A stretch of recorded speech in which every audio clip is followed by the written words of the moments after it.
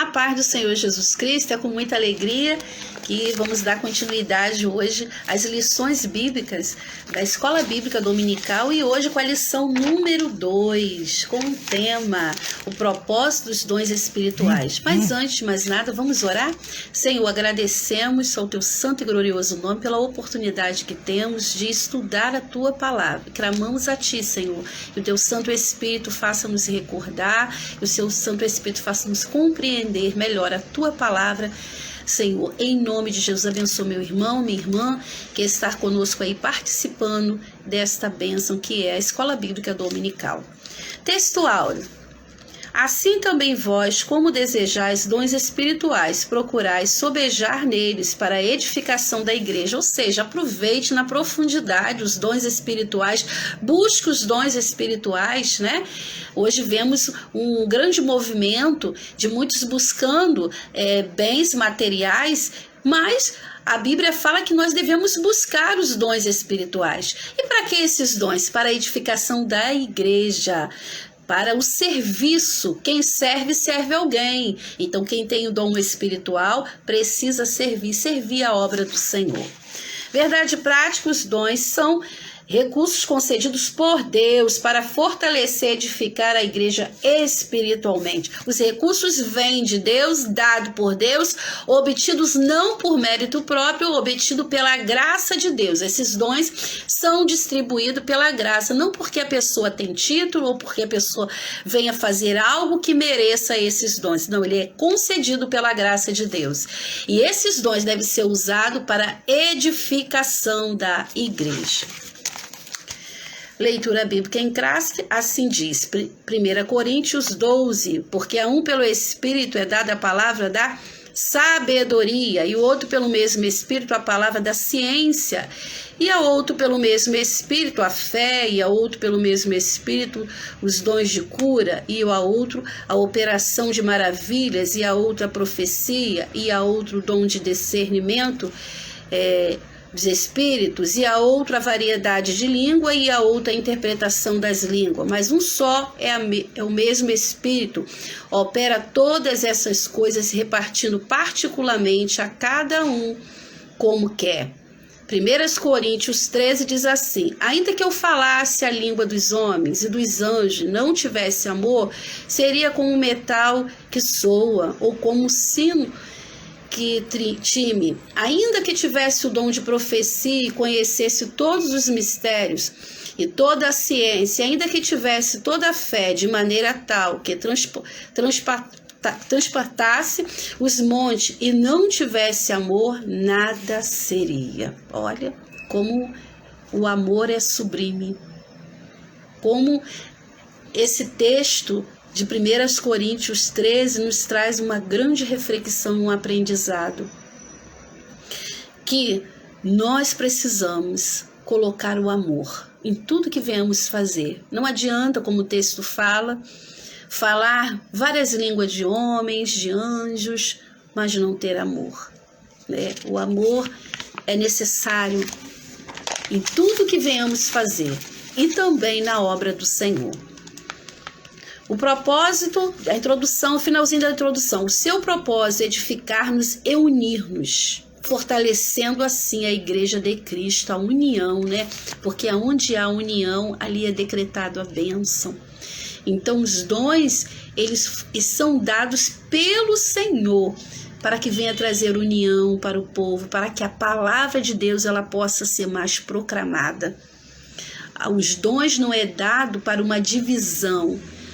Essas pessoas aqui têm dons, então elas são a elite, elas são a nata da igreja, elas são especiais. Não, o Senhor Jesus, ele não faz acepção de pessoas. O Senhor ama a todos. Amém? A igreja de Corinto era uma igreja que o apóstolo Paulo diz que nela não faltava nenhum dom. Nela não faltava nenhum dom. Mas existia o quê? Discórdia, divisão, inveja, imoralidade. Então, o apóstolo, ele adverte a igreja, mas com amor, né? Porque ele fala em amor no capítulo 13 de 1 Coríntios, e ele adverte também a igreja em amor. Apesar que a igreja fazia parte ali, era uma cidade comercial, né, com a proximidade ao mar, tinha uma grande riqueza movimentada na cidade de Corinto, na cidade de Corinto, e ali a igreja estava. E a igreja agora precisava seguir os passos de Cristo, deixar todos os hábitos que não condiziam com o viver em Cristo. Porque ser cristão é representar o reino de Deus. E aí o apóstolo Paulo, vendo alguns desvios daquela igreja, ele começa em amor a advertir aquela igreja. E falando que aquela igreja estava apresentando imaturidade e carnalidade. E é interessante observarmos nesse comentário que era uma igreja que tinha muitos dons. Através dos erros desta igreja, é possível termos hoje esse conhecimento e orientação dado pelo apóstolo Paulo, para que, mesmo que tivéssemos dons espirituais, venhamos ter maturidade espiritual e não sejamos carnais. Lembrando que aquele que é muito dado, muito será cobrado. E o que é dado para nós, da parte de Deus, é para edificarmos outros. Não é para nossa vanglória, não é para sentirmos que somos uma nata, que somos especiais. Somos especiais, sim, como todo o povo de Deus é especial, porque o Senhor veio para salvar a todos. Amém? Glória a Deus. Mas temos que mostrar na nossa vida um viver diferente. Não adianta ter dons se não termos os frutos do Espírito. E precisamos manifestar esses frutos, que é o amor, que é a paciência, o domínio próprio. Se tem algum desses frutos em nós que temos observado que está nos faltando, opa, é hora de nos dedicarmos mais, nos corrigirmos, porque olha, somos seres em construção, estamos em construção, e se tem algo em nós que não está perfeito, buscarmos em Cristo Jesus, em oração, em fortalecimento, leitura da palavra, renunciar. Ser cristão é renunciar a este mundo, renunciar o padrão deste mundo, e buscarmos em Cristo a estatura de varão perfeito, que não tem nada do que se envergonhar. Louvado seja o nome do Senhor. Mas naquela igreja, apesar de ter muitos dons, foi visto que tinha divisões, inveja, imoralidade. Como pode uma igreja ter tantos dons, né, mas ser carnal e imoral? Mas vemos isso nos dias atuais. Muitos cristãos eles têm apresentado dons espirituais, mas têm também apresentado comportamentos de carnalidade. E aí podemos perceber que o dom não quer dizer que a pessoa é um genuíno, é uma pessoa que apresenta um viver limpo, né? Um viver que é limpo, transparente, mas que há coisas que precisa ser modificado naquela vida. Então, ter o dom espiritual não é sinônimo de ser salvo. A pessoa cheia de dons e olharmos, aquela pessoa tem muitos dons, aquela pessoa ali, ela é elitizada, Deus a ama mais, não, Deus ama a todos. Deus deu aquele dom ali para a pessoa para ela edificar a outros, tá? Para uso da casa do Senhor, para a obra do Senhor. E não quer dizer que aquela pessoa ali, ela é salva. Aquela pessoa já é salva, a pessoa começar a questionar, aquela pessoa tem o dom, ela já é salva. Não. A igreja de Corinto nos revela isso, que era uma igreja que tinha muitos dons, que o próprio apóstolo Paulo fala que aquela igreja não faltava nenhum dom, mas que era uma igreja imatura e uma igreja carnal. E através das correções, das observações que o apóstolo fala a respeito daquela igreja, traz para nós esse aprendizado hoje, que venhamos ter cuidado com a nossa vida e que venhamos apresentarmos ao Senhor como obreiro aprovado, que não tem do que se envergonhar.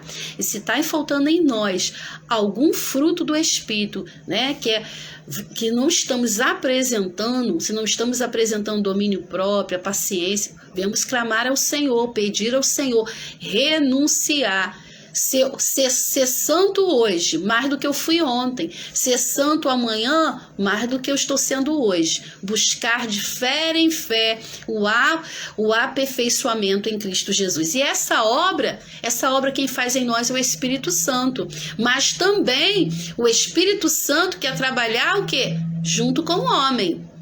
Eu vou orar e vou continuar fazendo as coisas que eu estou percebendo que não condiz com o viver santo. Não, o Espírito Santo convence, mas precisamos deixar-nos convencer.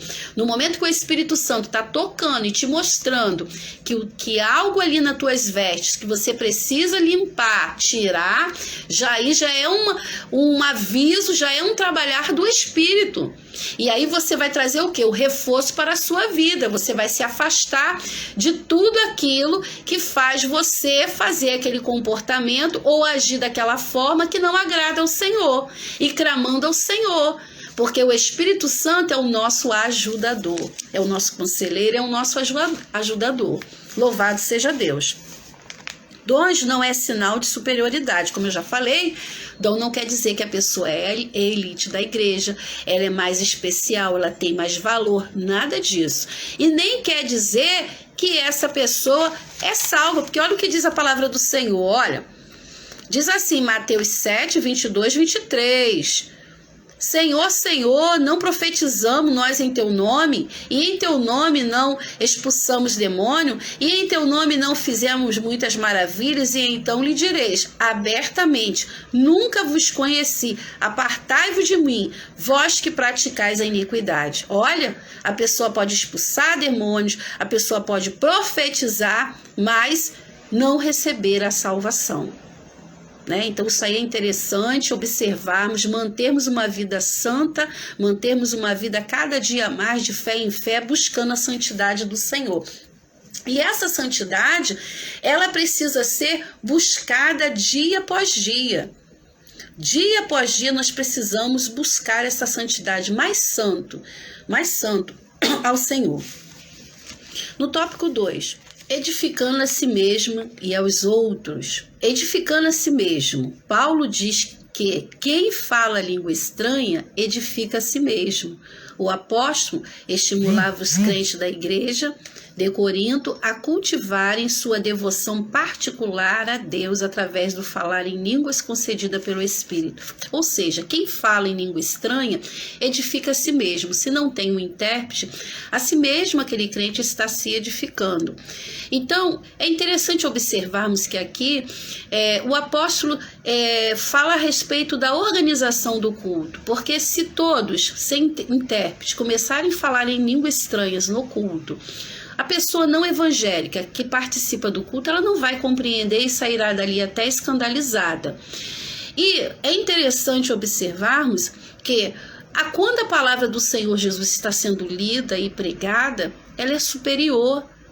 Os profetas devem ali se conter, para que a palavra do Senhor ela seja pregada e ensinada, porque senão fica um culto muito desorganizado.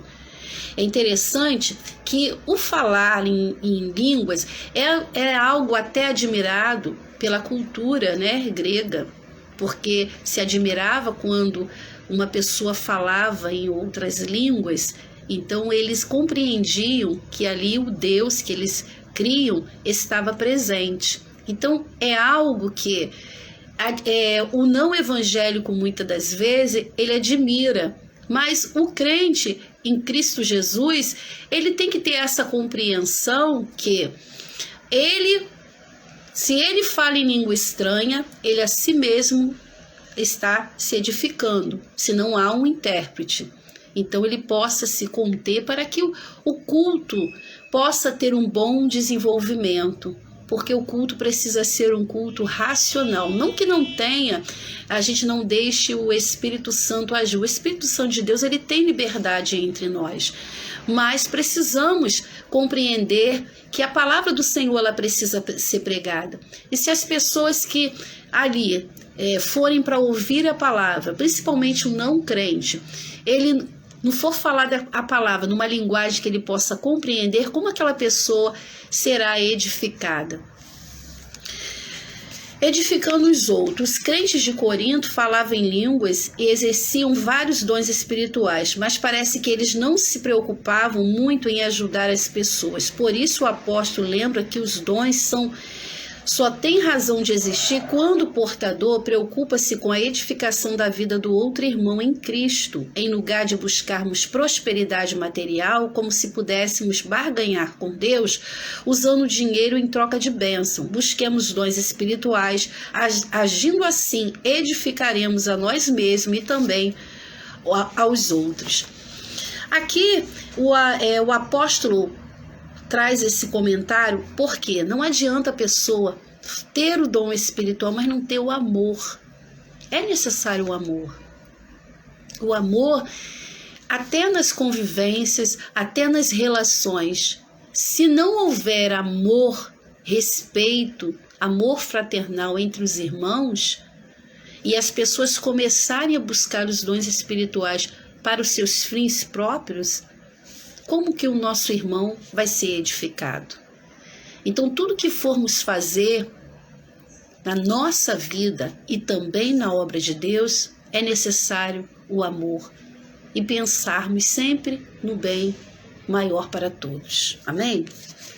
Edificando até no não crente. Embora o apóstolo gentil estimulasse todos os crentes a falarem língua, isto é, a edificarem a si mesmo, seu desejo também também esses mesmos crentes profetizassem a fim de que a igreja toda fosse edificada.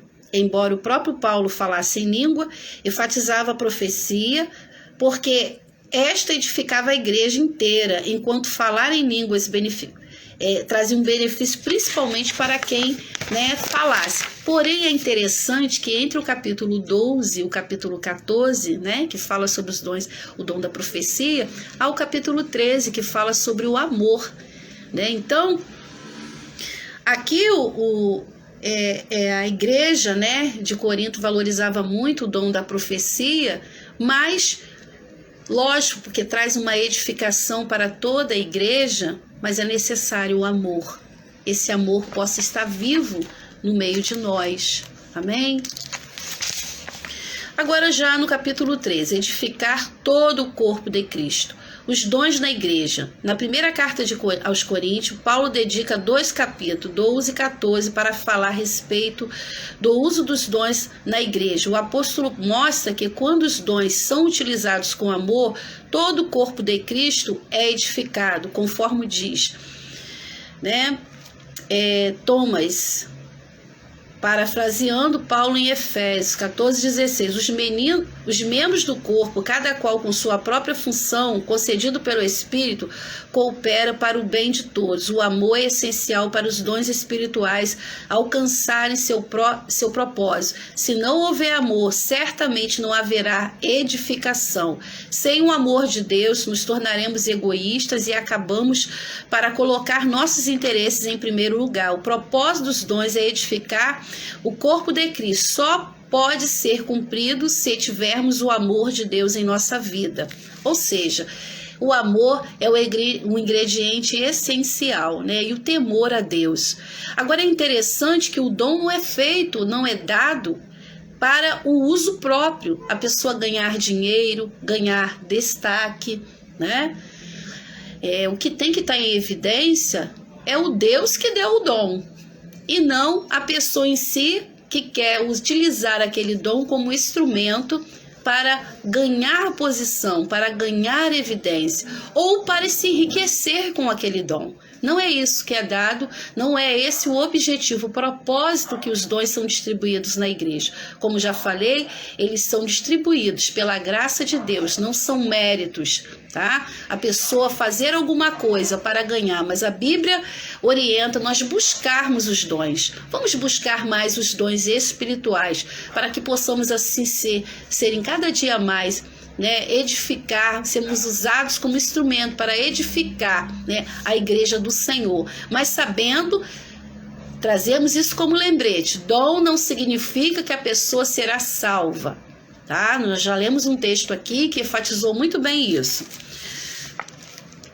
Os sábios arquitetos do corpo de Cristo. Deus levanta homens para edificarem edificarem espiritualmente, moral e doutrinariamente a igreja local. A igreja é o edifício de Deus, ou seja, a igreja é edifício de Deus e a base é Jesus Cristo. Essa base é sólida. A igreja não pertence a homens que têm se titulados dono da igreja, e nem a igreja precisa que ninguém morra por ela, porque Jesus já morreu por ela, né? Então, aí não precisa a pessoa, muitas das vezes, não cuidar da sua vida, não cuidar da sua família, porque a palavra de Deus orienta: aquele que não cuida dos seus já negou a fé. Então não precisa que hoje ninguém venha morrer para a igreja, porque Jesus já morreu para a igreja. Mas é interessante observarmos que aqui é algo que nos faz pensar e refletir. Como que os líderes estão edificando esta igreja? Porque a base, ela é boa, a base é Jesus Cristo. Foi Jesus Cristo que morreu pela igreja. Mas como as igrejas têm sido edificadas?